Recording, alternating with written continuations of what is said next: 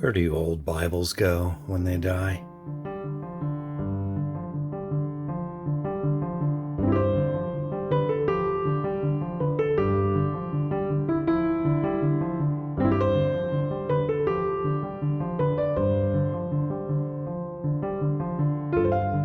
Hello everyone. Not a review today, more of a rumination that I will keep brief.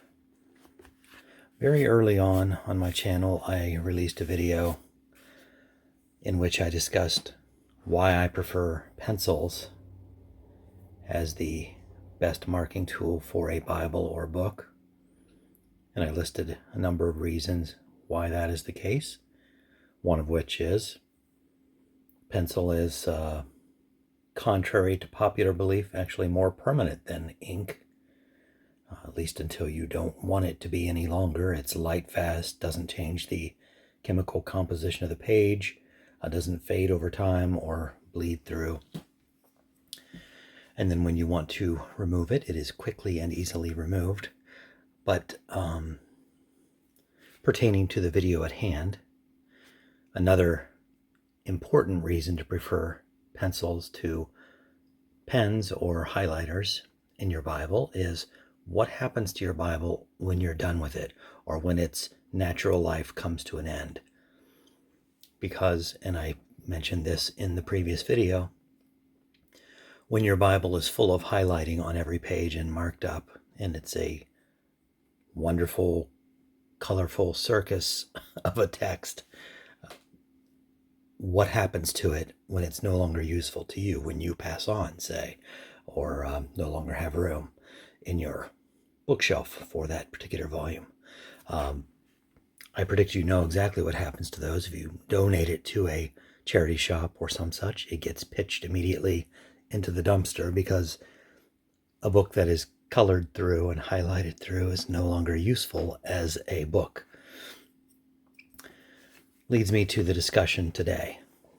What does one do with a Bible that has come to its natural life's end? Because the idea of pitching it into a dumpster makes me recoil a bit. I was raised in a household where if you put your Coca-Cola on the coffee table, you will be accused of being born in a barn and may get a slap on the hand. But if you then slide the King James over and set the Coca-Cola on that, you will be in for a much more painful punishment. One did not set something on top of the Holy Bible, whether it was a Coca-Cola or another book, or, heaven forbid, your stocking feet. This poor Bible was sent to me by my father with a note saying he wasn't sure what to do with it. There's bits missing, and perhaps it was time for a proper burial, which got me thinking, what is a proper burial for a Bible?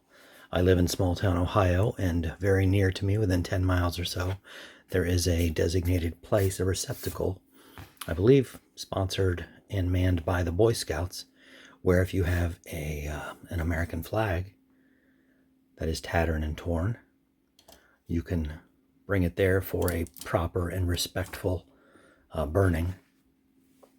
I believe is the appropriate end-of-life ceremony for an American flag. Is there such a ceremony for the Holy Bible?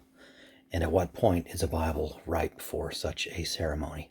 Here we have a very worn, clearly well-used Bible. And this was not a cheaply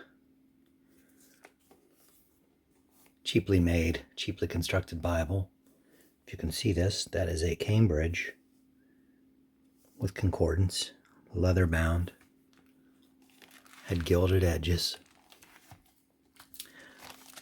The references in the center column, somebody's child had at it with a crayon. Goes back to my first point.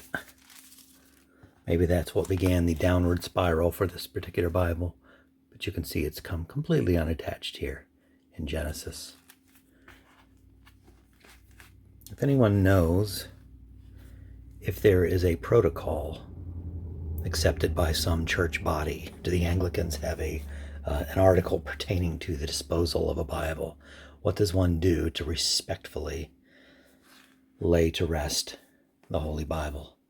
I realize some people will accuse me of fetishizing or making an idol out of the Holy Bible. Well, showing respect is not making an idol. I would gently disagree with you. What are your thoughts? We have a way to dispose of the American flag in a way that is respectful and dignified. Is there a similar process for the Holy Bible? And if so, what is it? I'd love to hear your thoughts. This one awaits your answer. Comment below. I appreciate you stopping by. Hope to see you here again next time.